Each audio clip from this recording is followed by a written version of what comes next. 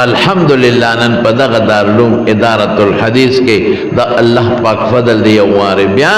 گنش میرا لکان دا وڑی دورین فارش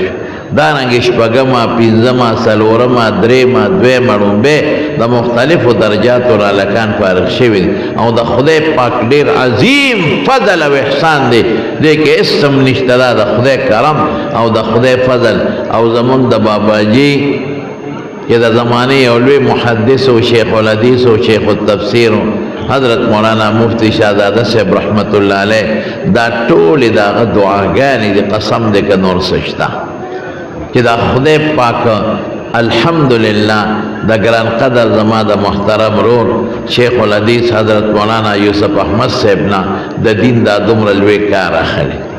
دمر مدرسہ خدای چلی او دمر طالبان پا گنش میر تعداد کے دا ملک دا گھٹ گھٹ نرازی او دل تولد اور حاصلی دا زمان دا بابا جی دعاگانی دی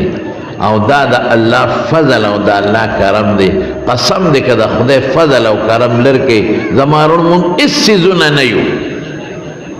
من دا خوری و خوری